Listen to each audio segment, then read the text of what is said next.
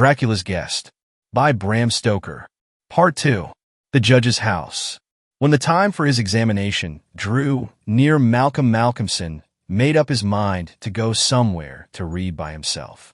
He feared the attractions of the seaside, and also he feared completely rural isolation, for of old he knew its charms, and so he determined to find some unpretentious little town where there would be nothing to distract him.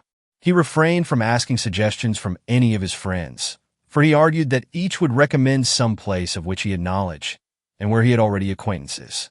As Malcolmson wished to avoid friends, he had no wish to encumber himself with the attention of friends, and so he determined to look out for a place for himself.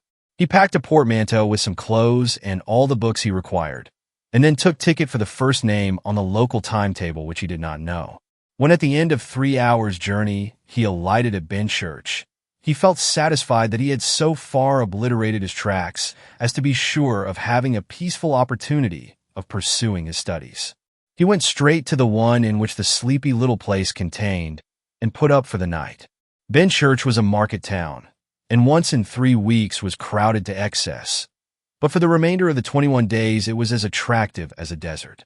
Malcolmson looked around the day after his arrival to try to find quarters more isolated than even so quiet an inn as the Good Traveler afforded. There was only one place which took his fancy, and it certainly satisfied his wildest ideas regarding quiet. In fact, quiet was not the proper word to apply to it. Desolation was the only term conveying any suitable idea of its isolation.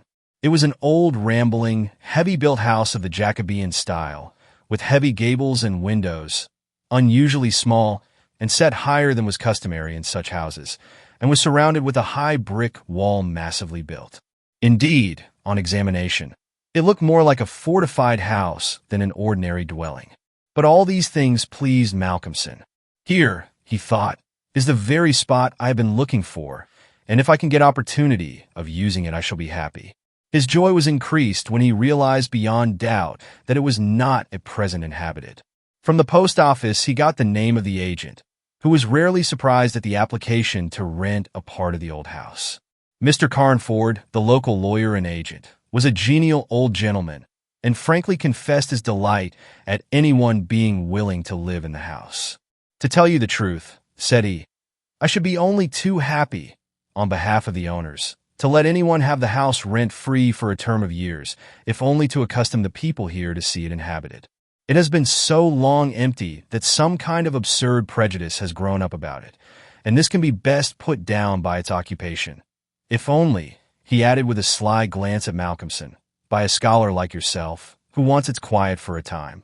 Malcolmson thought it needless to ask the agent about the absurd prejudice. He knew he would get more information, if he should require it, on that subject from other quarters. He paid his 3 months' rent, got a receipt, and the name of an old woman who would probably undertake to do for him, and came away with the keys in his pocket. He then went to the landlady of the inn, who was a cheerful and most kindly person, and asked her advice as to such stores and provisions as he would be likely to require. She threw up her hands in amazement when he told her where he was going to settle himself. "Not in the judge's house," she said, and grew pale as she spoke. He explained the locality of the house, saying that he did not know its name. When he had finished, she answered, Sure enough, the very place. It is the judge's house, sure enough." He asked her to tell him about the place, why so called, and what there was against it. She told him that it was so called locally because it had been many years before. How long she could not say, as she was herself from another part of the country, but she thought it must have been 100 years or more, the abode of a judge who was held in great terror on account of his harsh sentences and his hostility to prisoners at assizes. As to what there was against the house itself, she could not tell. She had often asked, but no one could inform her.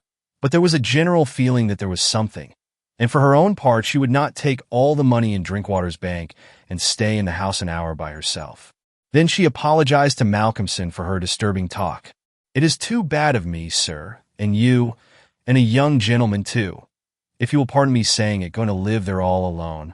If you were my boy, and you'll excuse me for saying it, you wouldn't sleep there a night, not if I had to go there myself and pull the big alarm bell that's on the roof." The good creature was so manifestly in earnest, and was so kindly in her intentions, that Malcolmson, although amused, was touched. He told her kindly how much he appreciated her interest in him, and added, "But, my dear Mrs. Witham, indeed you need not be concerned about me. A man who is reading for the mathematical tripos is too much to think of to be disturbed by any of these mysterious somethings, and his work is of too exact and prosaic a kind to allow of his having any corner in his mind for mysteries of any kind. Harmonical progression, permutations and combinations, and elliptic functions have sufficient mysteries for me." Mrs. Witham kindly undertook to see after his commissions, and he went himself to look for the old woman who had been recommended to him. When he returned to the judge's house with her, after an interval of a couple of hours, he found Mrs. Witham herself waiting with several men and boys carrying parcels, and an upholsterer's man with a bed in a car, for she said, though tables and chairs might be all very well, a bed that hadn't been aired for mayhap 50 years was not proper for young bones to lie on. She was evidently curious to see the inside of the house, and though manifestly so afraid of the somethings that at the slightest sound she clutched on to Malcolmson, whom she never left for a moment, went over the whole place. After his examination of the house, Malcolmson decided to take up his abode in the great dining room, which was big enough to serve for all his requirements, and Mrs. Witham, with the aid of the charwoman, Mrs. Dempster, proceeded to arrange matters. When the hampers were brought in and unpacked, Malcolmson saw that with much kind forethought she had sent from her own kitchen sufficient provisions to last for a few days. Before going she expressed all sorts of kind wishes, and at the door turned and said, "And perhaps, sir, as the room is big and draughty, it might be well to have one of those big screens put round your bed at night. Though, truth to tell, I would die myself if I were to be so shut in with all kinds of things that put their heads round the sides or over the top and look on me." The image which she had called up was too much for her nerves, and she fled incontinently. Mrs. Dempster sniffed in a superior manner as the landlady disappeared, and remarked that for her own part she wasn't afraid of all the bogies in the kingdom. "I'll tell you what it is, sir," she said, "bogies is all kinds and sorts of things, except bogies. Rats and mice and beetles, and creaky doors and loose slates and broken panes and stiff drawer handles that stay out when you pull them and then fall down in the middle of the night. Look at the wainscot of the room. It is old, hundreds of years old. Do you think there's no rats and beetles there? And do you imagine, sir, that you won't see none of them? Rats is bogies, I tell you, and bogies is rats. And don't you get to think anything else?" "Mrs. Dempster," said Malcolmson gravely, making her a polite bow, "you know more than a senior wrangler. And let me say that, as a mark of esteem for your indubitable soundness of head and heart, I shall, when I go, give you possession of this house, and let you stay here by yourself for the last 2 months of my tenancy, for 4 weeks will serve my purpose." "Thank you kindly, sir," she answered, "but I couldn't sleep away from home a night. I am in Greenhouse Charity, and if I slept a night away from my rooms, I should lose all I have got to live on. The rules is very strict, and there's too many watching for a vacancy for me to run any risks in the matter. Only for that, sir, I'd gladly come here and attend on you altogether during your stay." "My good woman," said Malcolmson hastily, "I have come here on purpose to obtain solitude, and believe me that I am grateful to the late Greenough for having so organized his admirable charity, whatever it is, that I am perforce denied the opportunity of suffering from such a form of temptation. St. Anthony himself could not be more rigid on the point." The old woman laughed harshly. "Ah, you young gentlemen," she said, "you don't fear for naught, and belike you'll get all the solitude you want here." She set to work with her cleaning, and by nightfall, when Malcolmson returned from his walk, he always had one of his books to study as he walked. He found the room swept and tidied, a fire burning in the old hearth, the lamp lit, and the table spread for supper with Mrs. Witham's excellent fare. "This is comfort, indeed," he said as he rubbed his hands. When he had finished his supper and lifted the tray to the other end of the great oak dining table, he got out his books again, put fresh wood on the fire, trimmed his lamp, and set himself down to a spell of real hard work. He went on without pause till about 11 o'clock, when he knocked off for a bit to fix his fire and lamp, and to make himself a cup of tea. He had always been a tea drinker, and during his college life had sat late at work and had taken tea late. The rest was a great luxury to him, and he enjoyed it with a sense of delicious, voluptuous ease. The renewed fire leaped and sparkled, and threw quaint shadows through the great old room. And as he sipped his hot tea, he reveled in the sense of isolation from his kind. Then it was that he began to notice for the first time what a noise the rats were making. Surely, he thought, they cannot have been at it all the time I was reading. Had they been, I must have noticed it. Presently, when the noise increased, he satisfied himself that it was really new. It was evident that at first the rats had been frightened at the presence of a stranger and the light of fire and lamp, but that as the time went on they had grown bolder and were now disporting themselves as was their wont. How busy they were! And hark to the strange noises! Up and down behind the old wainscot, over the ceiling and under the floor they raced and gnawed and scratched. Malcolmson smiled to himself as he recalled to mind the saying of Mrs. Dempster, "Bogies is rats, and rats is bogies." The tea began to have its effect of intellectual and nervous stimulus. He saw with joy another long spell of work to be done before the night was past, and in the sense of security which it gave him, he allowed himself the luxury of a good look round the room. He took his lamp in one hand and went all around, wondering that so quaint and beautiful an old house had been so long neglected. The carving of the oak on the panels of the wainscot was fine, and on and round the doors and windows it was beautiful and of rare merit. There were some old pictures on the walls, but they were coated so thick with dust and dirt that he could not distinguish any detail of them, though he held his lamp as high as he could over his head. Here and there as he went round, he saw some crack or hole blocked for a moment by the face of a rat with its bright eyes glittering in the light. But in an instant it was gone, and a squeak and a scamper followed. The thing that most struck him, however, was the rope of the great alarm bell on the roof, which hung down in a corner of the room on the right-hand side of the fireplace. He pulled up close to the hearth a great high-backed carved oak chair, and sat down to his last cup of tea. When this was done, he made up the fire and went back to his work, sitting at the corner of the table, having the fire to his left. For a little while the rats disturbed him somewhat with their perpetual scampering, but he got accustomed to the noise as one does to the ticking of a clock or to the roar of moving water, and he became so immersed in his work that everything in the world, except the problem which he was trying to solve, passed away from him.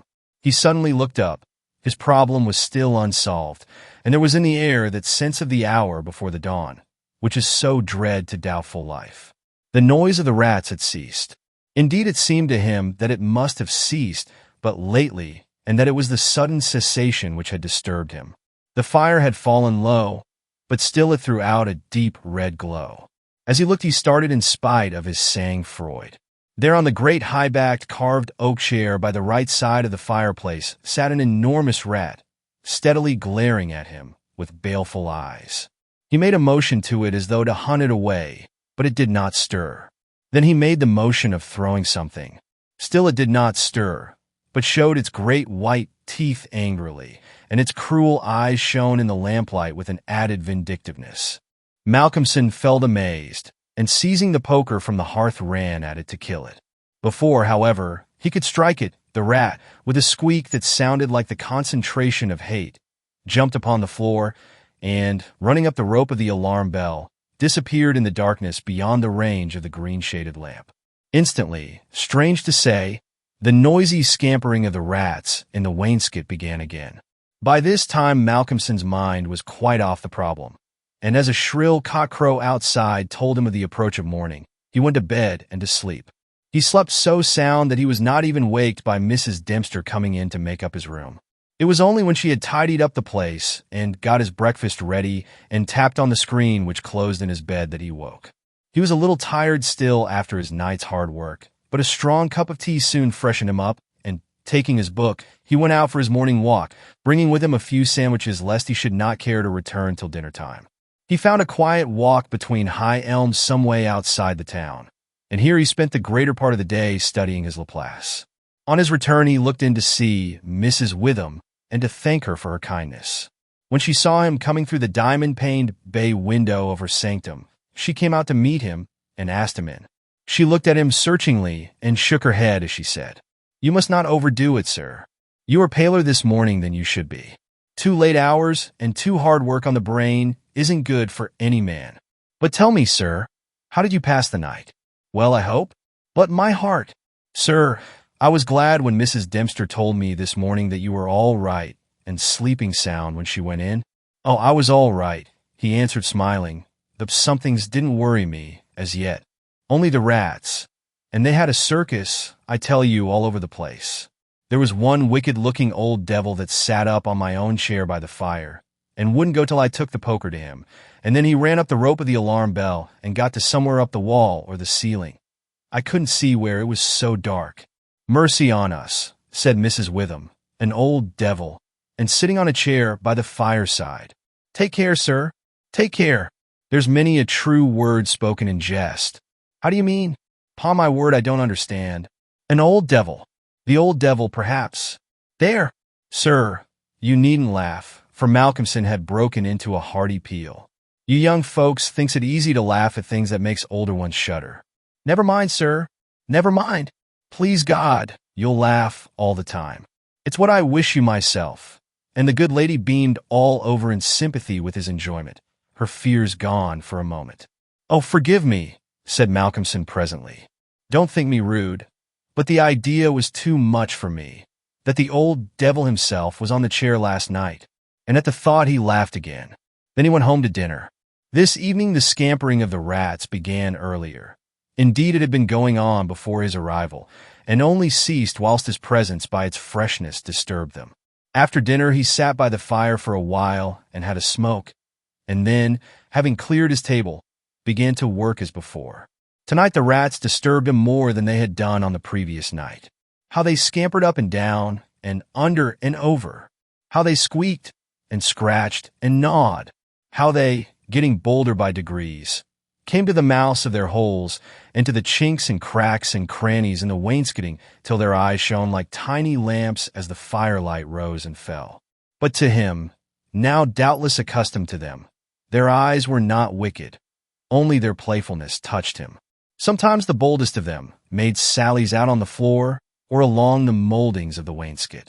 Now and again, as they disturbed him, Malcolmson made a sound to frighten them, smiting the table with his hand, or giving a fierce hsh, hsh, so that they fled straightway to their holes. And so the early part of the night wore on, and despite the noise Malcolmson got more and more immersed in his work. All at once he stopped, as on the previous night, being overcome by a sudden sense of silence. There was not the faintest sound of gnaw, or scratch, or squeak. The silence was as of the grave. He remembered the odd occurrence of the previous night, and instinctively he looked at the chair standing close by the fireside. And then a very odd sensation thrilled through him. There, on the great old high-backed carved oak chair beside the fireplace, sat the same enormous rat, steadily glaring at him with baleful eyes. Instinctively he took the nearest thing to his hand, a book of logarithms, and flung it at it. The book was badly aimed, and the rat did not stir. So again the poker performance of the previous night was repeated, and again the rat, being closely pursued, fled up the rope of the alarm bell. Strangely, too, the departure of this rat was instantly followed by the renewal of the noise made by the general rat community. On this occasion, as on the previous one, Malcolmson could not see at what part of the room the rat disappeared, for the green shade of his lamp left the upper part of the room in darkness, and the fire had burned low. On looking at his watch, he found it was close on midnight, and, not sorry for the divertisement, he made up his fire and made himself his nightly pot of tea. He had got through a good spell of work and thought himself entitled to a cigarette, and so he sat on the great oak chair before the fire and enjoyed it. While smoking, he began to think that he would like to know where the rat disappeared to, for he had certain ideas for the morrow not entirely disconnected with a rat trap. Accordingly, he lit another lamp and placed it so that it would shine well into the right-hand corner of the wall by the fireplace. Then he got all the books he had with him and placed them handy to throw at the vermin. Finally, he lifted the rope of the alarm bell and placed the end of it on the table, fixing the extreme end under the lamp. As he handled it, he could not help noticing how pliable it was, especially for so strong a rope and one not in use. You could hang a man with it, he thought to himself.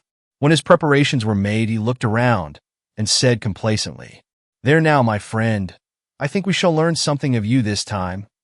He began his work again, and though as before somewhat disturbed at first by the noise of the rats, soon lost himself in his propositions and problems.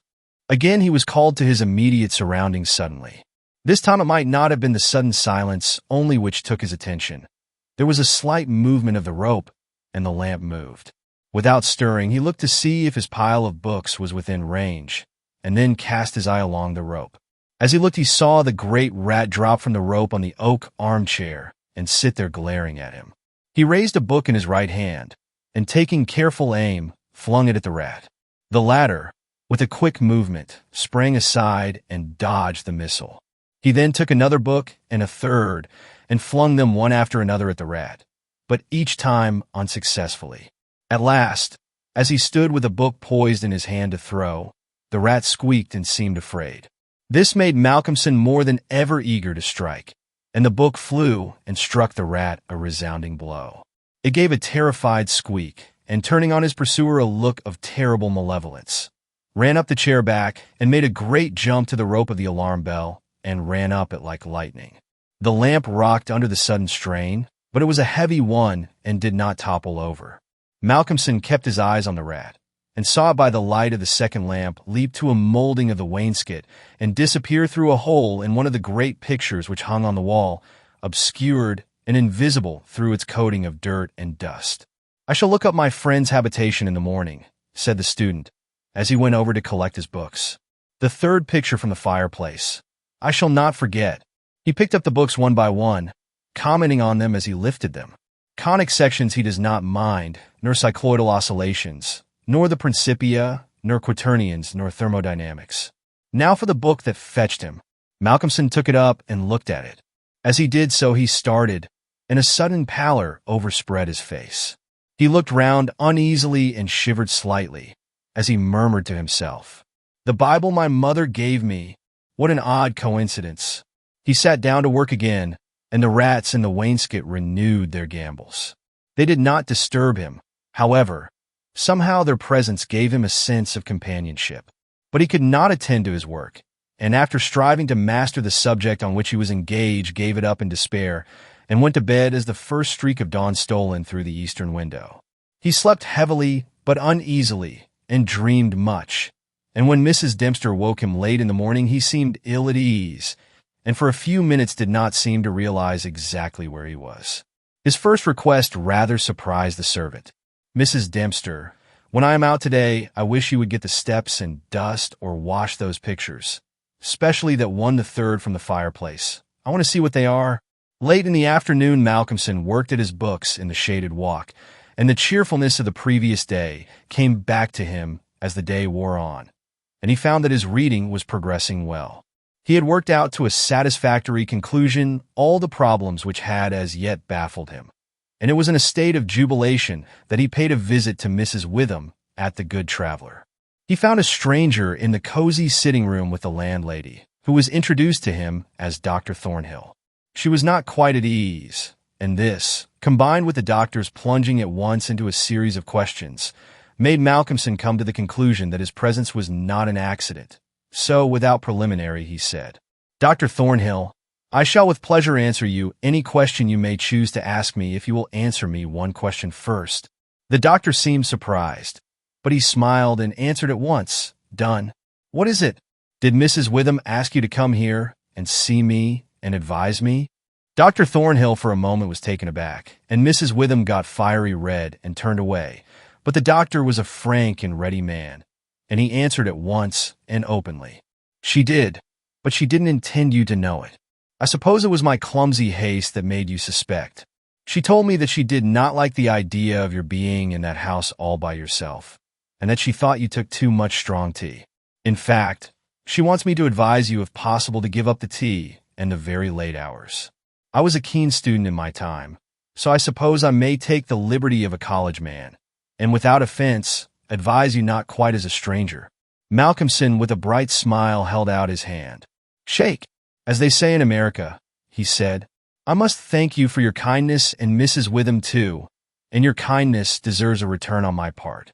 I promise to take no more strong tea, no tea at all till you let me, and I shall go to bed tonight at 1 o'clock at latest. Will that do?" "Capital," said the doctor. Now tell us all that you noticed in the old house." And so Malcolmson then, and they're told in minute detail all that had happened in the last 2 nights. He was interrupted every now and then by some exclamation from Mrs. Witham, till finally when he told of the episode of the Bible, the landlady's pent-up emotions found vent in a shriek, and it was not till a stiff glass of brandy and water had been administered that she grew composed again. Dr. Thornhill listened with a face of growing gravity, and when the narrative was complete and Mrs. Witham had been restored, he asked, "The rat always went up the rope of the alarm bell?" "Always.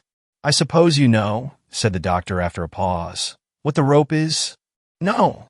"It is," said the doctor slowly, "the very rope which the hangman used for all the victims of the judge's judicial rancor." Here he was interrupted by another scream from Mrs. Witham, and steps had to be taken for her recovery. Malcolmson, having looked at his watch and found that it was close to his dinner hour, had gone home before her complete recovery. When Mrs. Witham was herself again, she almost assailed the doctor with angry questions as to what he meant by putting such horrible ideas into the poor young man's mind.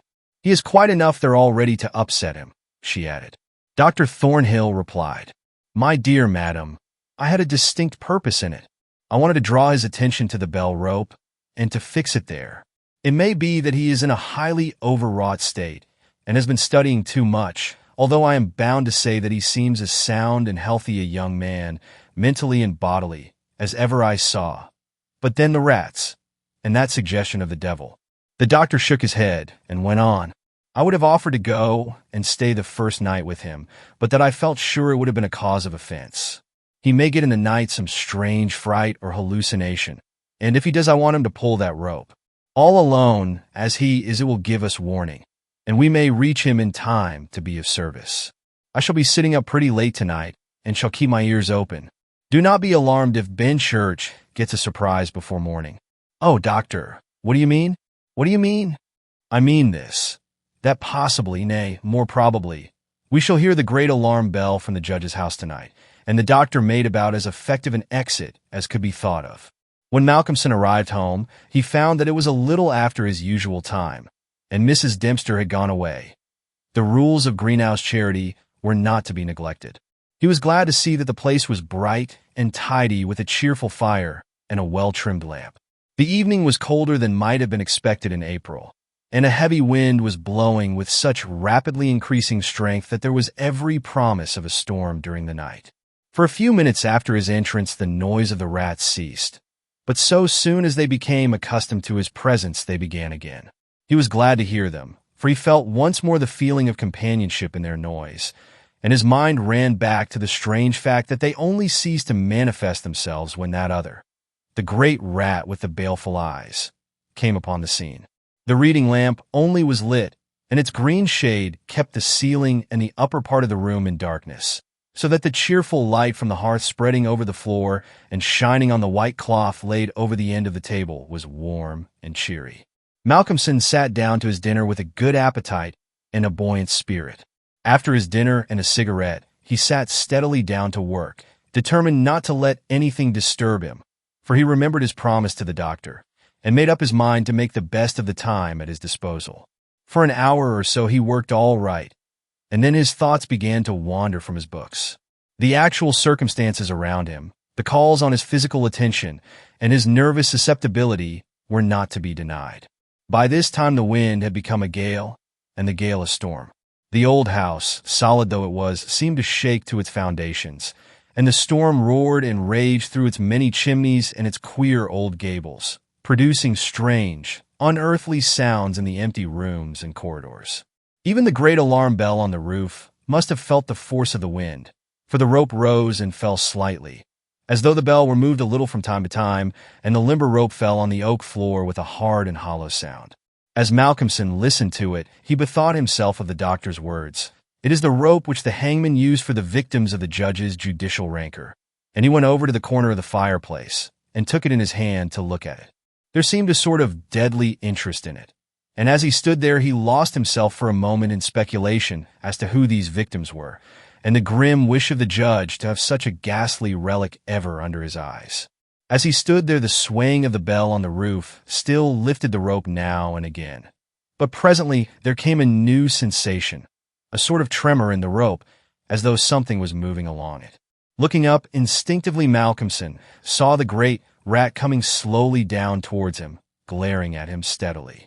He dropped the rope and started back with a muttered curse, and the rat turning ran up the rope again and disappeared, and at the same instant Malcolmson became conscious that the noise of the rats, which had ceased for a while, began again. All this set him thinking, and it occurred to him that he had not investigated the lair of the rat or looked at the pictures, as he had intended. He lit the other lamp without the shade, and holding it up went and stood opposite the third picture from the fireplace on the right-hand side where he had seen the rat disappear on the previous night. At the first glance, he started back so suddenly that he almost dropped the lamp, and a deadly pallor overspread his face. His knees shook, and heavy drops of sweat came on his forehead, and he trembled like an aspen. But he was young and plucky, and pulled himself together, and after the pause of a few seconds stepped forward again, raised the lamp, and examined the picture which had been dusted and washed, and now stood out clearly. It was of a judge dressed in his robes of scarlet and ermine. His face was strong and merciless, evil, crafty, and vindictive, with a sensual mouth, hooked nose of ruddy color, and shaped like the beak of a bird of prey. The rest of the face was of a cadaverous color. The eyes were of peculiar brilliance, and with a terribly malignant expression. As he looked at them, Malcolmson grew cold, for he saw they're the very counterpart of the eyes of the great rat. The lamp almost fell from his hand. He saw the rat with its baleful eyes peering out through the hole in the corner of the picture, and noted the sudden cessation of the noise of the other rats. However, he pulled himself together and went on with his examination of the picture. The judge was seated in a great high-backed carved oak chair on the right-hand side of a great stone fireplace where, in the corner, a rope hung down from the ceiling, its end lying coiled on the floor. With a feeling of something like horror, Malcolmson recognized the scene of the room as it stood and gazed around him in an awestruck manner, as though he expected to find some strange presence behind him. Then he looked over to the corner of the fireplace, and with a loud cry he let the lamp fall from his hand. There, in the judge's armchair, with the rope hanging behind, sat the rat with the judge's baleful eyes, now intensified and with a fiendish leer. Save for the howling of the storm, without there was silence. The fallen lamp recalled Malcolmson to himself. Fortunately, it was of metal, and so the oil was not spilt. However, the practical need of attending to it settled at once his nervous apprehensions. When he had turned it out, he wiped his brow and thought for a moment. "This will not do," he said to himself. "If I go on like this, I shall become a crazy fool. This must stop. I promised the doctor I would not take tea. Faith, he was pretty right. My nerves must have been getting into a queer state. Funny I did not notice it. I never felt better in my life. However, it is all right now, and I shall not be such a fool again." Then he mixed himself a good stiff glass of brandy and water and resolutely sat down to his work. It was nearly an hour when he looked up from his book, disturbed by the sudden stillness. Without, the wind howled and roared louder than ever, and the rain drove in sheets against the windows, beating like hail on the glass. But within there was no sound whatever save the echo of the wind as it roared in the great chimney, and now and then a hiss as a few raindrops found their way down the chimney in a lull of the storm. The fire had fallen low and had ceased to flame, though it threw out a red glow. Malcolmson listened attentively, and presently heard a thin, squeaking noise, very faint. It came from the corner of the room where the rope hung down, and he thought it was the creaking of the rope on the floor as the swaying of the bell raised and lowered it. Looking up, however, he saw in the dim light the great rat clinging to the rope and gnawing it. The rope was already nearly gnawed through. He could see the lighter color where the strands were laid bare. As he looked, the job was completed, and the severed end of the rope fell clattering on the oaken floor, whilst for an instant the great rat remained like a knob or tassel at the end of the rope, which now began to sway to and fro. Malcolmson felt for a moment another pang of terror, as he thought that now the possibility of calling the outer world to his assistance was cut off, but an intense anger took its place, and seizing the book he was reading, he hurled it at the rat. The blow was well aimed, but before the missile could reach him, the rat dropped off and struck the floor with a soft thud. Malcolmson instantly rushed over towards him, but it darted away and disappeared in the darkness of the shadows of the room. Malcolmson felt that his work was over for the night, and determined then and there to vary the monotony of the proceedings by a hunt for the rat, and took off the green shade of the lamp so as to ensure a wider spreading light. As he did so, the gloom of the upper part of the room was relieved, and in the new flood of light, great by comparison with the previous darkness, the pictures on the wall stood out boldly. From where he stood, Malcolmson saw right opposite to him the third picture on the wall from the right of the fireplace. He rubbed his eyes in surprise, and then a great fear began to come upon him. In the center of the picture was a great irregular patch of brown canvas, as fresh as when it was stretched on the frame. The background was as before, with chair and chimney corner and rope, but the figure of the judge had disappeared. Malcolmson, almost in a chill of horror, turned slowly round, and then he began to shake and tremble like a man in a palsy. His strength seemed to have left him, and he was incapable of action or movement, hardly even of thought. He could only see and hear. There, on the great high-backed carved oak chair, sat the judge in his robes of scarlet and ermine, with his baleful eyes glaring vindicatively, and a smile of triumph on the resolute, cruel mouth, as he lifted with his hands a black cap. Malcolmson felt as if the blood was running from his heart, as one does in moments of prolonged suspense. There was a singing in his ears. Without, he could hear the roar and howl of the tempest, and through it, swept on the storm, came the striking of midnight by the great chimes in the marketplace. He stood for a space of time that seemed to him endless, still as a statue, and with wide open, horror-struck eyes, breathless. As the clock struck, so the smile of triumph on the judge's face intensified, and at the last stroke of midnight, he placed the black cap on his head.